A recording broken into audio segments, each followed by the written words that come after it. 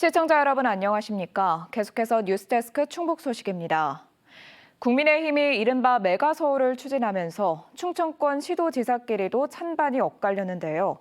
우려가 커지자 이번 논란을 메가충청에 대한 지원 강화의 기회로 삼겠다며 서둘러 진화에 나섰습니다. 정재영 기자입니다. 국민의힘의 메가서울 구상은 시도지사들이 모두 여당 소속인 충청권에도 논란을 불러왔습니다.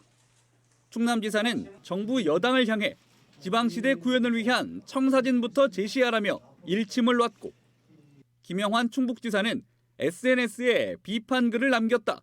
바로 다음 날 뜻이 와전됐다며 서울이 메가시티로 발전하는 것이 옳다고 말을 바꿔 구설에 올랐습니다. 여기에 대전시장은 공개적으로 대전 세종 우선 통합과 옥천 편입까지 거론하면서 충청 공조에 대한 우려에 기름을 부었습니다. 서로 협의가 잘 안 되면 저는 세종 대전을 통합을 먼저 해야 된다고. 그리고 대전 생활권대가 있습니다. 사실상 금산, 옥천 그런 여러 가지 논의들을 함께 결합을 해야 되는데 논란이 커지자 충청권 시도지사들은 미뤄왔던 충청시대 선포식 일정을 급히 잡아 한자리에 모였습니다. 세종시장의 시의회 출석을 불과 50분 앞두고 시작된 행사. 시도지사들은 약속이라도 한 것처럼 수도권의 행정구역 개편은 필요하고 김포 편입 문제는 그 논의로 봐야 한다고 입을 모았습니다. 기껏해야 김포를 서울에 붙이느냐 안 붙이느냐 하는 문제는 어떻게 보면 행정구역 개편의 수도권 내부의 문제라고 볼 수 있습니다. 반기를 들었던 충남지사 역시 지방 메가시티가 선행돼야 한다면서도 수도권도 정리가 필요하다며 찬반 문제로 접근해선 안 된다고 말했습니다.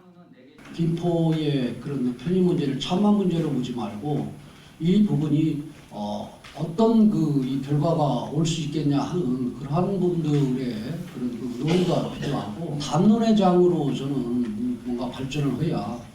충청권은 이번 논란을 메가충청에 대한 국가적 관심과 전폭적인 지원을 촉구하는 기회로 삼겠다며 공동 선언문을 발표했습니다. 선언문에는 획기적인 권한 이양과 수도권 공공기관, 대기업 등의 우선 이전, 의대 정원 확대, 우선 할당 등을 담았습니다. 그러면서 내년 7월 출범이 목표인 메가충청을 충청지방정부 연합으로 부르기로 하고 의회 구성과 이관 사무 등을 규정한 규약에 합의했습니다. 지금 우리가 그 문제에 대해서 왈가왈부하기보다는 충청권 메가시티를 빨리 강화시켜서 이쪽으로 인구를 유입하는 것이 중요하다고 생각하고, 한편 김영환 지사는 대전시장과 만난 자리에서 세종 우선 통합과 옥천 편입 발언에 대해 따져 묻지 않았습니다. MBC 뉴스 정재영입니다. 5년 동안 1,000억 원을 지원하는 교육부의 글로컬 대학에 충북대학교와 한국교통대학교가 충북에서는 유일하게 선정됐습니다. 두 대학의 통합을 전제로 전국에서 단 10곳뿐인 좁은 관문을 통과한 건데요. 이에 따라 통합 절차도 본격적으로 추진되어야 하는데 내부 잡음이 끊이질 않고 있습니다. 김은초 기자가 보도합니다. 교육부가 지역 대학의 혁신을 위해 추진하는 이른바 글로컬 대학 사업. 최종 선정된 대학 10곳 가운데 충북에서는 통합을 전제로 충북대와 교통대가 유일하게 이름을 올렸습니다. 대학 통합을 통해 6곳으로 분산돼 있는 캠퍼스를 지역 주력 산업과 연계한 특성화 대학으로 운영한다는 전략이 좋은 평가를 받았습니다. 충북대학교와 한국교통대학교는 지역과의 동반 성장에 중점을 두고 있습니다. 대학 통합을 계기로 지역 밀착형 특화 캠퍼스로 전환하는 동시에 청주와 오송은 기초연구 중심 대학으로, 충주와 경기도 의왕 분교는 첨단 산업과 철도 중심으로 육성합니다. 또 증평과 오창은 2차 전지, 반도체, 바이오 연구를 중심으로 경쟁력을 갖춘다는 계획입니다. 이에 따라 학사 구조도 개편해 전공을 없애고 학과 경계도 허물어 무제한 전과제와 다전공 학기제도 도입합니다. 통합이 되면 학생 수 기준으로는 국립대학 중에 가장 규모가 큰 대학이 되고요. 우리 대학이 글로벌 연구 중심 대학으로 이제 발전하겠다. 글로컬 대학 선정으로 통합 추진은 탄력을 받게 됐지만 여전히 내부 잡음은 끊이지 않고 있습니다. 대학 통합에 반대 목소리를 냈던 충북대 학생들을 중심으로 통합 이후에도 충북대 교명 유지와 학생과 교직원들의 캠퍼스 이전 거부 등을 요구하고 있는 겁니다.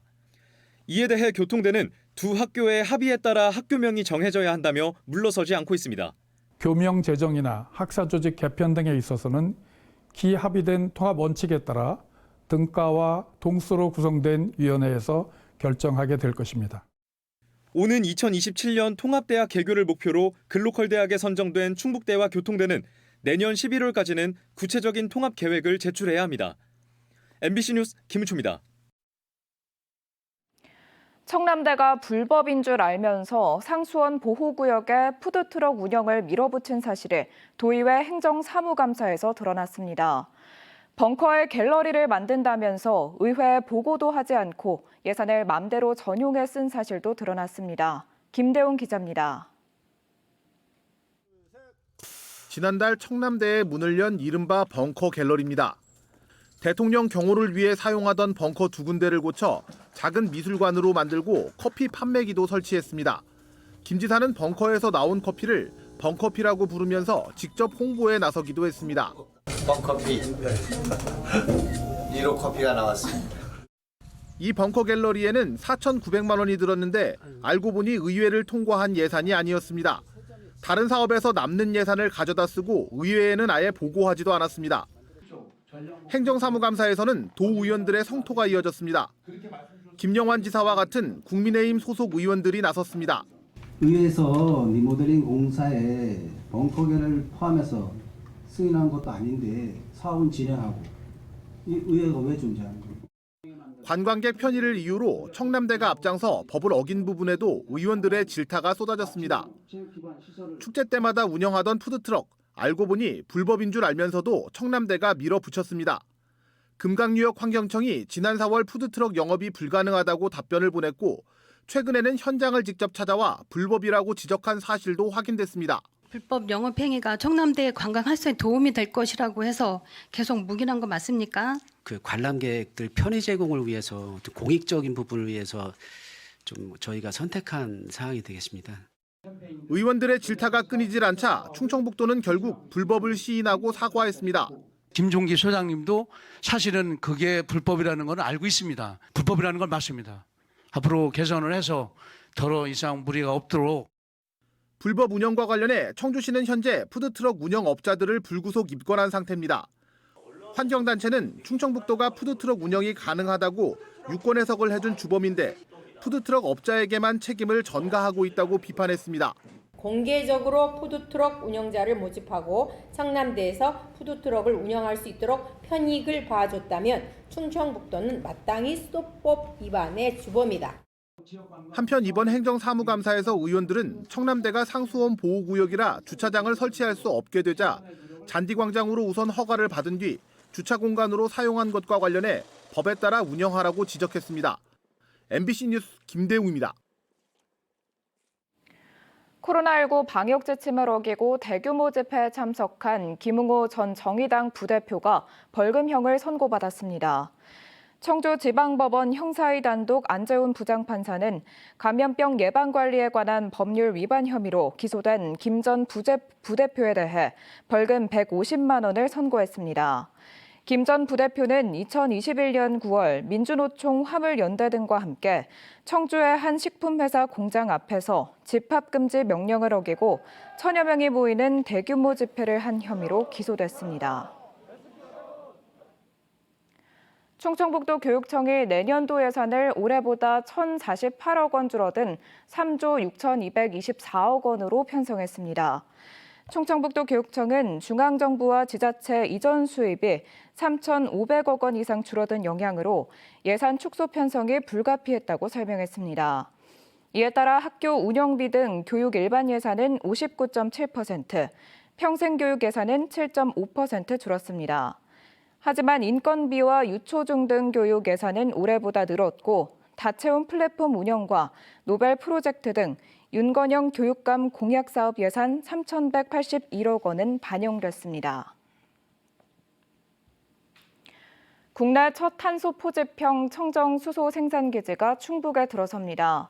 충청북도와 청주시, 충북테크노파크와 관련 기업들은 충북도청에서 업무 협약을 맺고 2025년까지 391억 원을 들여 청주 하이테크밸리 산업단지 7,300여 제곱미터 부지에 탄소 포집형 수소 생산기지를 구축하기로 했습니다. 이 시설은 도시가스를 원료로 하루 3톤의 수소를 만들고 이 과정에서 발생하는 이산화탄소를 드라이 아이스로 재가공하는 자원순환형 시설입니다. 앞서 충청북도는 지난 8월 산업통상자원부 공모에 선정돼 110억 원의 국비를 확보했습니다. 1979년 조성된 충주산업단지가 재생에너지를 100% 사용하는 아리백 전환을 추진합니다. 충주시는 최근 한국에너지공단의 아리백 산업단지 실증 수행기관으로 선정된 충주산업단지 12개 기업을 대상으로 내년 6월까지 7억 원을 들여 태양광 발전 설비를 지원하고 해마다 에너지 사용 실태를 점검하기로 했습니다. 충주시는 이번 사업으로 1년에 43만 3,500kWh 규모의 에너지 절감이 기대된다며 충주산업단지 나머지 100여 기업에 대해서도 아리백 전환을 단계적으로 확대할 계획입니다. 폐배터리처럼 친환경 이동수단 부품의 재활용을 지원하는 순환경제혁신지원센터가 청주에 착공했습니다.